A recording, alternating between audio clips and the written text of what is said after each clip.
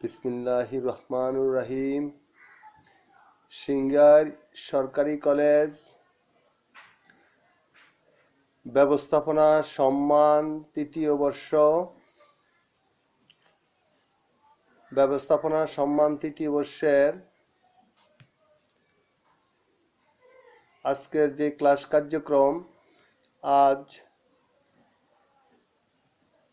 14/2/2021 খ্রিস্টীয় তারিখ, রোজ রবিবার, বেলা 11টার এই সময়ে ব্যবস্থাপনা সম্মান তৃতীয় বর্ষের বাজারজাতকরণ ব্যবস্থাপনা ক্লাস কার্যক্রম বা বাজারজাতকরণ ব্যবস্থাপনা এই সেশন ব্যবস্থাপনা সম্মান তৃতীয় বর্ষের বাজারজাতকরণ ব্যবস্থাপনা ক্লাস সেশন। আর এই ক্লাস কার্যক্রম পরিচালনা করছি আমি মোহাম্মদ নুরুল হক, সহকারী অধ্যাপক, মার্কেটিং বিভাগ, সিঙ্গার সরকারি কলেজ। সিঙ্গার সরকারি কলেজ অনলাইন ক্লাস কার্যক্রমে প্রিয় শিক্ষার্থীবৃন্দু, তোমাদের সকলকে স্বাগত। আমরা বাজারজাতকরণ ব্যবস্থাপনার দ্বিতীয় অধ্যায় building marketing strategies and plan, বাজারজাতকরণ বলে পরিকল্পনা এবং কৌশল প্রণয়ন এই সম্পর্কিত অধ্যায় আলোচনায় আছি এবং আজকে আমাদের আলোচনার যে বিষয় সেটি হচ্ছে কর্পোরেট হেডকোয়ার্টার পরিকল্পনা কার্যক্রম। কর্পোরেট হেডকোয়ার্টার্স পরিকল্পনা কার্যক্রম অর্থাৎ corporate headquarters planning activities. Corporate headquarter planning activities আলোচনায় আমরা যে কৌশলগত পরিকল্পনা নিয়ে আলোচনা করেছিলাম, কৌশলগত পরিকল্পনার যে বিশেষ গুরুত্বপূর্ণ দিক সেটা হচ্ছে কৌশলগত পরিকল্পনার একটি কোম্পানি বা একটি প্রতিষ্ঠান কৌশলগত পরিকল্পনায় ভবিষ্যৎ পরিবর্তনশীল প্রেক্ষাপটে সৃষ্ট সুযোগসমূহ কোম্পানি কিভাবে তার পক্ষে কাজে লাগাবে সেই সম্পর্কে বা সেই বিষয়ে কোম্পানি বা প্রতিষ্ঠানকে কি রাখা হয়, প্রস্তুত রাখা হয়। আর এই বিষয়ে কোম্পানির যে কোম্পানির যে ব্রত নীতি এবং কৌশলকে কোম্পানির যে বিভাগ এবং একক ব্যবসা খাতের দৃষ্টিভঙ্গিতে কোম্পানির কার্যক্রম কী করা হয়, প্রণয়ন করা হয়। কোনো কোম্পানি বা কোনো প্রতিষ্ঠান তার যে বিক্রয়, মুনাফা এবং কৌশল, এই দৃষ্টিকোণ থেকে সে এককভাবে ব্যবসা একককে কি দিয়ে থাকে, প্রাধান্য দিয়ে থাকে বা ব্যবসা একককে এই ব্যাপারে আলাদা স্বাধীনতা দিয়ে থাকে। তাই এক্ষেত্রে কৌশলগত ব্যবসা এককের বিষয়ে একটি কোম্পানি তার লক্ষ্য নির্ধারণ করে এবং কৌশলগত একক সেই বিষয়ে কি নিয়ে থাকে, কৌশল গ্রহণ করে থাকে বা কোম্পানি লক্ষ্য স্থির করে এবং কৌশলগত ব্যবসা একক সেই প্রেক্ষাপটে তার কৌশল কি করে থাকে, প্রণয়ন করে থাকে। যা হোক, আমরা কর্পোরেট হেডকোয়ার্টার প্ল্যানিং অ্যাক্টিভিটিস বা কর্পোরেট হেডকোয়ার্টার পরিকল্পনার যে কার্যক্রম, কর্পোরেট হেডকোয়ার্টার পরিকল্পনা কার্যক্রমের 4টি গুরুত্বপূর্ণ দিক। একটি হচ্ছে ব্যবসার ব্রত বা বৃত্তি সংজ্ঞায়িত করা, 2 কৌশলগত ব্যবসা একক নির্ধারণ করা, 3 প্রত্যেক কৌশলগত ব্যবসা এককে কোম্পানির সম্পদ বরাদ্দ দেওয়া এবং প্রবৃদ্ধির হার কোম্পানি বা প্রতিষ্ঠানের প্রবৃদ্ধির হার কি করা নির্ধারণ করা। তাহলে আমরা যে আমাদের আলোচনার আজকের যে বিষয় সেটা হচ্ছে কর্পোরেট হেডকোয়ার্টার প্ল্যানিং অ্যাক্টিভিটিস।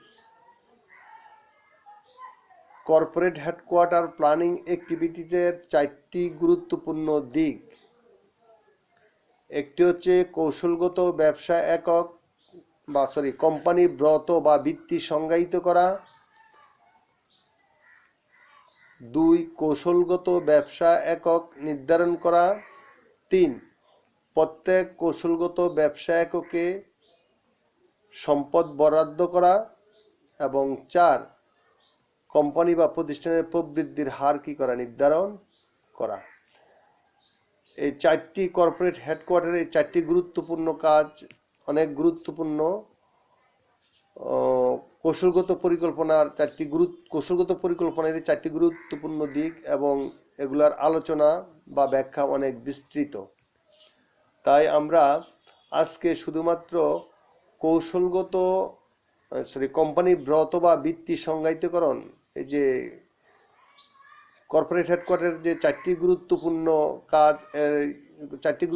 কাজ এর মধ্যে শুধুমাত্র আমরা যেটা কোম্পানি ব্রত বা ভিত্তি সংজ্ঞায়িতকরণ এই সম্পর্কিত বিষয়ের উপর আমরা কি করব, আলোচনা করব। প্রিয় শিক্ষার্থীবৃন্দ, আমি আবার বলছি, আমাদের আজকের আলোচনার বিষয় যেটা আমরা কি বাজারজাতকরণ ব্যবস্থাপনার 2য় অধ্যায় বিল্ডিং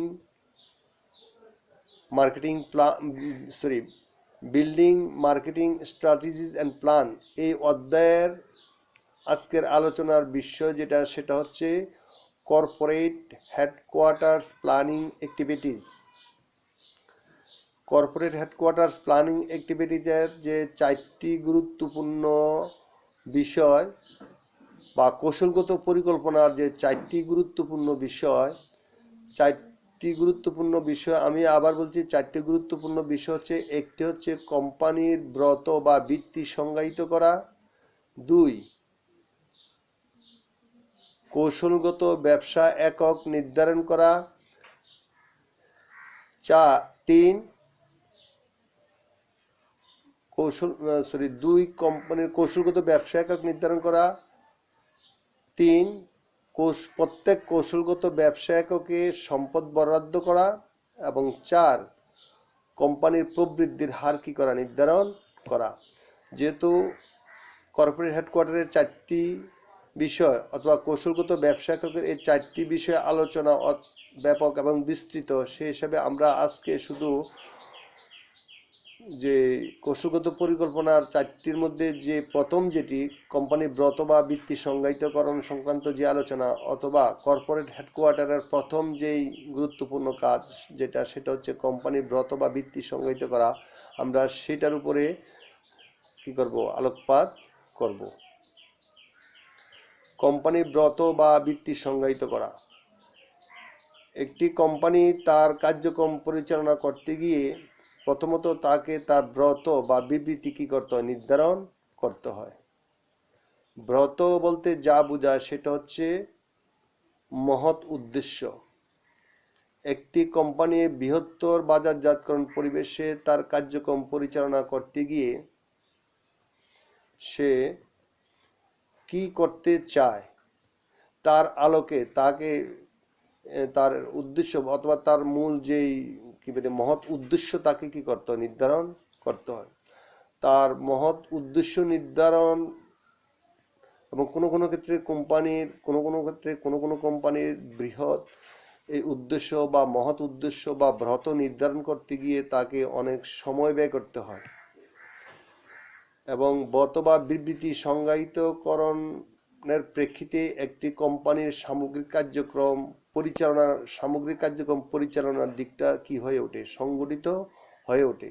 সে যা অর্জন করতে চায়, সে কি অর্জন করতে চায় তার আলোকে তার কাজের সাংগঠনিক কি পায়, রূপ পায়। তার প্রচেষ্টার দিকটা ওরকমভাবে কি হয়, উন্মোচিত হয়, এবং তাকে ব্রত অর্জন করতে গিয়ে তাকে কি করতে হবে সেই দিকটা তার মানে চর্চার মধ্যে আসে, এবং সেইভাবে তার কার্যক্রমকে কি করতে হয়, সংগঠিত করতে হয়। অনেক ক্ষেত্রে একটি কোম্পানি তার লক্ষ্য বা প্রথমত হচ্ছে ব্রত যে বৃত্তি সংজ্ঞায়িত করে, এই লক্ষ্যে সে কাজ করতে গিয়ে, তার কার্যক্রম পরিচালনা করতে গিয়ে কোম্পানি বা প্রতিষ্ঠানের মানে ব্যক্তি বা পরিব্যক্তি ঘটার সাথে সাথে কোম্পানি বা প্রতিষ্ঠান প্রথমত যে ব্রত বা বিবৃতি নিয়ে সে কাজ করে, তার প্রতি সে কি রাখতে পারে না, অঙ্গীকারবদ্ধ থাকতে পারে না। তাই তো কোম্পানিকে তার ব্রত বা বিবৃতি পরিবর্তনশীল প্রেক্ষাপটেও তার ব্রত বা বিবৃতির প্রতি যাতে বিচ্যুত না হয়, ব্রত বা বিবৃতির থেকে বিচ্যুত হলে কিন্তু কোম্পানির সংগঠিত কার্যক্রমের মধ্যে কি আসবে, বিশৃঙ্খলা দেখা দিবে, বা মূল ব্রতের প্রতি যদি অঙ্গীকারাবদ্ধ বা প্রতিশ্রুতিশীল না থাকে, তাহলে কোম্পানির সংগঠিত কার্যক্রম কি হবে, পরিচালনা কি ঘটবে, ব্যাঘাত ঘটবে। তাই তো তাকে ব্রত বা বৃত্তি ওরকমভাবে কি করতে হয়, সংজ্ঞায়িত করতে হয়, এবং ব্রত বা একটি উত্তম ব্রত বা বৃত্তি সংজ্ঞায়িতকরণের চারটি উল্লেখযোগ্য বা চারটি গুরুত্বপূর্ণ দিক রয়েছে। এর একটি হচ্ছে, একটি কোম্পানিকে তার ব্রত বা বৃত্তির লক্ষ্য কম হতে হবে। বেশি লক্ষ্যমাত্রা কি করা যাবে না, নির্ধারণ করা যাবে না। খুব কম সংখ্যক, সিলেক্টিভ এবং সার বস্তু সম্পন্ন কম লক্ষ্যের মধ্যে বৃহৎ উদ্দেশ্যের বিষয়টা যাতে ফুটে ওঠে, এমনতর লক্ষ্য তাকে কি করতে হবে, নির্ধারণ করতে হবে। অর্থাৎ ব্রত বা মহৎ উদ্দেশ্যে একটি কোম্পানি যে তার কার্যক্রম পরিচালনা করে বৃহত্তর ব্যবসায়িক পরিবেশে, মূলত প্রত্যেকটা কোম্পানি মানুষের যে মৌলিক সমস্যা, যে কি বলে, খাদ্য, বস্ত্র, বাসস্থান, শিক্ষা, চিকিৎসা, বিনোদন, এই সংক্রান্ত কোনো সমস্যার মৌলিক সূত্র ধরে একটি কোম্পানি বা কোনো প্রতিষ্ঠান কোনো পণ্য বা সেবা কি করে, উৎপাদন করে।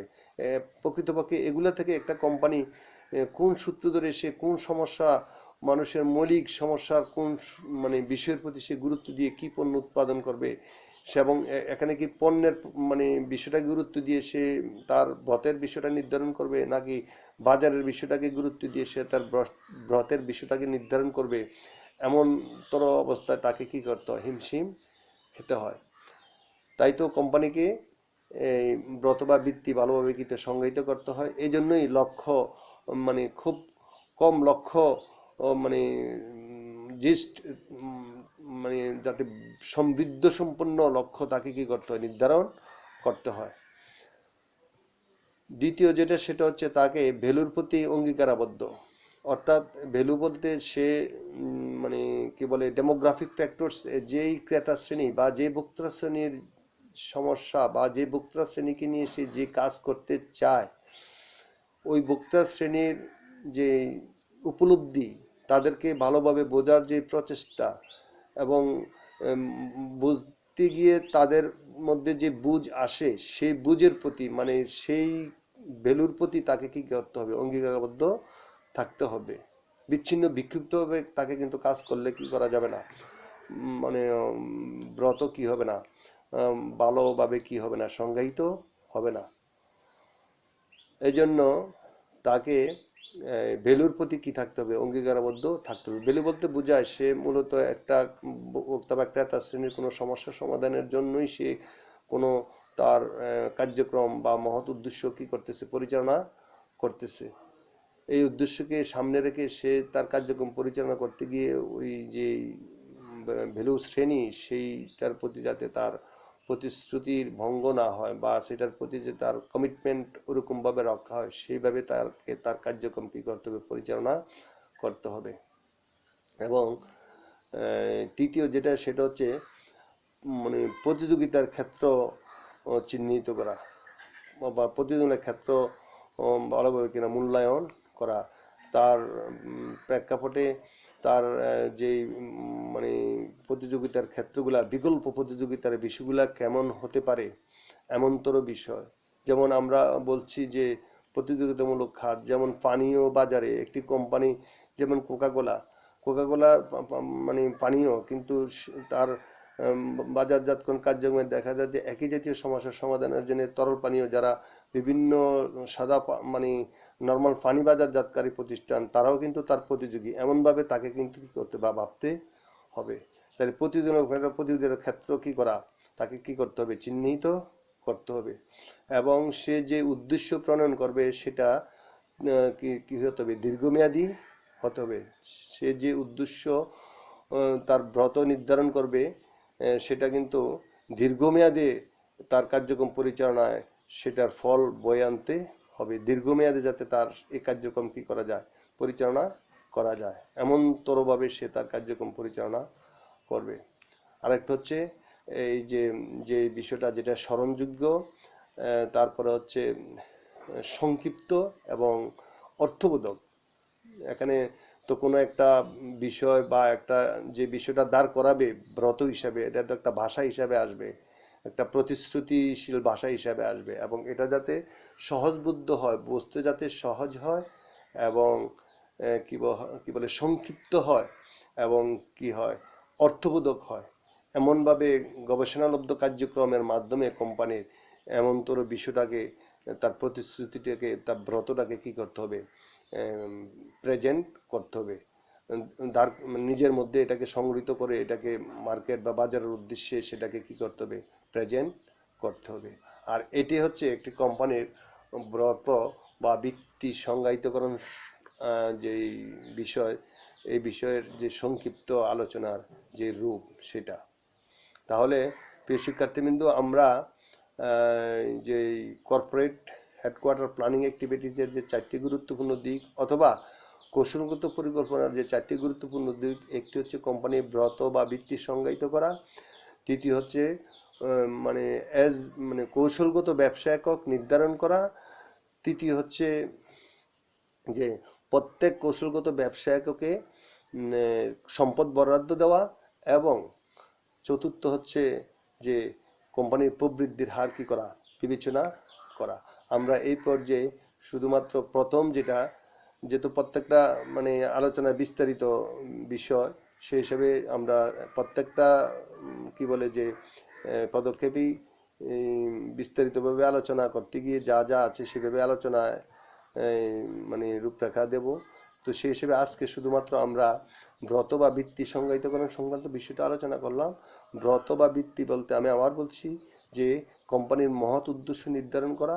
মহৎ উদ্দেশ্য নির্ধারণ করতে গিয়ে, অর্থাৎ একটি কোম্পানি যেই সেবা নিয়ে বা যেই সমাজের মৌলিক সমস্যার সমাধানের যে সূত্র নিয়ে কাজ করতে চায়, এটা কিন্তু সমাজেরই মঙ্গল, দেশমাতৃকার মঙ্গল, এমনতর অর্থাৎ সমাজের মঙ্গল। বৃহত্তর সমাজ অনেক সব কিছুকে ধারণ করে। তাহলে বৃহত্তর সমাজের মঙ্গলের সাথে জড়িত যে মানুষেরা, বৃহত্তর সমাজের যে মানে বৃহত্তর যে বিষয়, যে মৌলিক যে চাহিদা পূরণ, মানে অন্ন, বস্ত্র, বাসস্থান, শিক্ষা, চিকিৎসা, বিনোদন, প্রত্যেক কোম্পানি যেখানে যেই পণ্য উৎপাদন করুক, মূলত কিন্তু এই ক্যাটাগরির কোনো একটা ক্যাটাগরিতে কিন্তু পড়ে যায়। তাহলে সে মূল সমস্যার কোন দিকটাকে সে লক্ষ্য রাখে, কোন সমস্যাটাকে সমাধান করতে চায়, এবং পরিবর্তনশীল প্রেক্ষাপটের আলোকে অধিকতর গুরুত্ব সমস্যা সমাধান অধিকতর গুরুত্বপূর্ণ দিক কোনটি, এবং বৃহত্তর অর্থে এটা গোটা মানব জাতির জন্য কেমন সমস্যা সমাধানের প্রেক্ষাপট নিয়ে আসতে পারে, এমনতর কোম্পানির কর্মতৎপরতার পরিপ্রেক্ষিতে কোম্পানির প্রতিশ্রুতির ধরন কেমন হবে, তার আলোকে তার প্রতিশ্রুতিটা কোনটা হবে, সেটা কিন্তু তাকে কি করতে হয়, নির্ধারণ করতে হয়। এই জন্য বলা হচ্ছে তাকে কি ব্রত বা বৃত্তি কি করা, সংজ্ঞায়িত করা। এবং ব্রত বা বৃত্তি সংজ্ঞায়িত করতে গিয়ে 4টি যে কয়টি বিষয়ে তার ধারণা স্পষ্ট রাখতে হয়।